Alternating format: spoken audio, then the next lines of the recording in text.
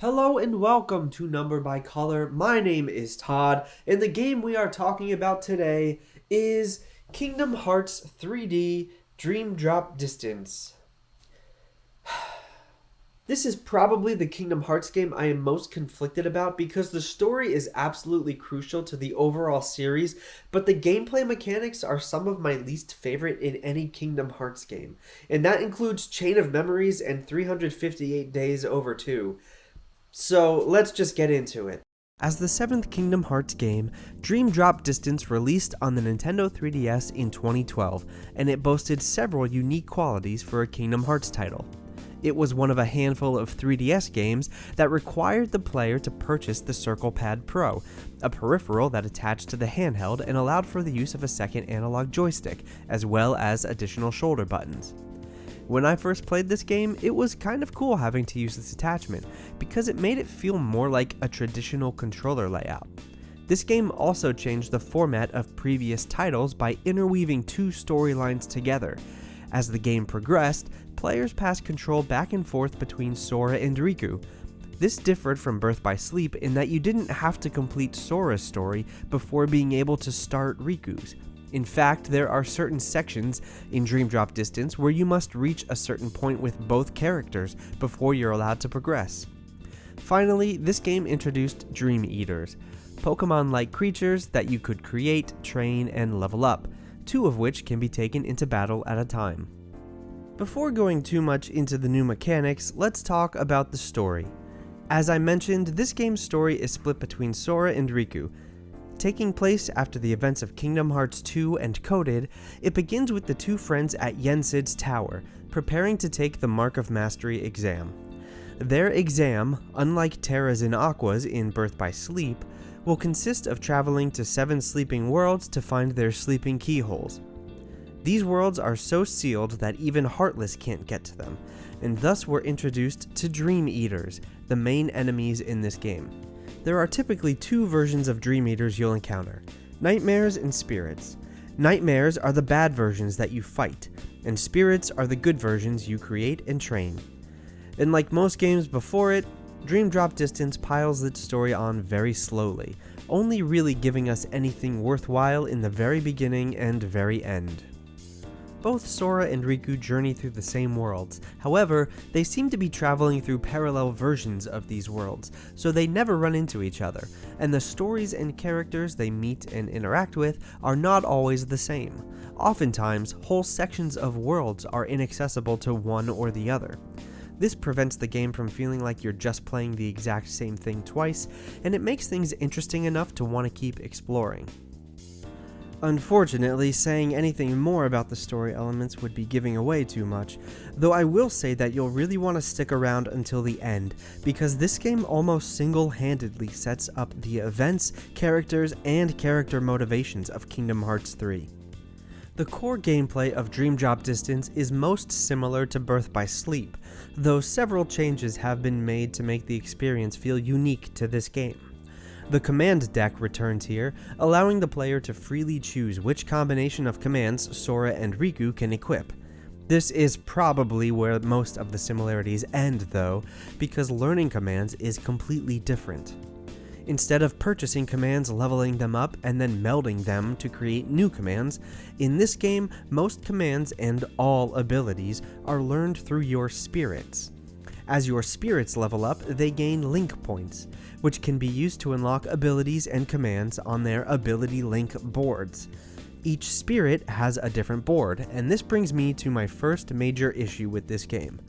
Abilities are split between stats abilities, which include abilities that boost magic power, increase HP, and decrease command reload time, and support abilities, which include abilities that increase the number of attacks in combos, reduce the chance of one-hit death by enemies, and gaining more experience points. Support abilities are permanent, but stats abilities are not. Which stats abilities are currently active changes based on which spirit you have in your party. The problem with this is that it is impossible to have every stats ability active at the same time. You have to try to find which spirits have the abilities you want and level them up until you can unlock them. But there are 50 spirits in total. That means you constantly have to be leveling up and creating spirits in order to get the best stat boosts. This is annoying because it takes forever for your spirits to get enough link points through leveling alone to unlock their whole boards, which means you'll either have to grind a ton or raise their affinity through bonding. Bonding is a method of increasing spirit stats outside of battle. Through the use of various food items and interactive activities, you can increase your spirit's experience, affinity, and link points between battles. This is a fun distraction for maybe the first third of the game, but since you have to start from scratch for every new spirit you get, it can easily become annoying to have to do the same things over and over again to get them enough points to unlock their best abilities. And since stats abilities are only tied to the spirits who have learned them, that means you'll be spending a lot of time leveling up spirits only to stumble across a different spirit who has more of the abilities you're looking for. By the end of the game, I almost just resigned myself to using the same spirits, but because I was playing on Proud mode, I had to get a specific loadout in order to beat the last few bosses, which means I had to go through many iterations of my party. One positive aspect of the spirits is that they are the same for both Sora and Riku, meaning that if you unlock certain abilities while playing as Sora, when you take control of Riku, he also has those abilities unlocked. Speaking of taking control of other characters, let's talk about dropping. In this game, you are given a set amount of time to play as either Sora or Riku, and once that timer runs out, the character drops. Basically, you are forced to switch to the other character regardless of what you're doing. You could be in the middle of an attack in a boss battle, it doesn't matter.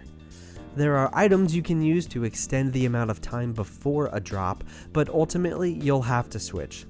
This does admittedly keep things exciting most of the time, but there were a handful of occasions where I needed just a little more time to finish what I was trying to do. Granted, you can initiate a drop manually and go back to what you were doing with the other character, but at that point, why even force the drop in the first place? Going back to traversal and combat, a new mechanic to both is introduced in this game. It's called flow motion, and it's basically traversal on steroids. It allows you to jump higher, dash farther, and slide along rails at a speedy pace.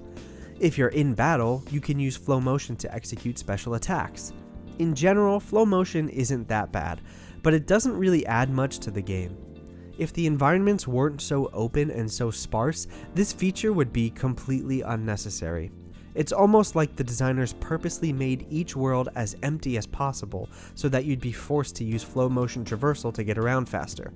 It doesn't always work like it's supposed to, which isn't really a big deal, but the one thing about flow motion that really bothered me was that I was constantly accidentally initiating flow motion attacks, and you can't cancel them once you start them.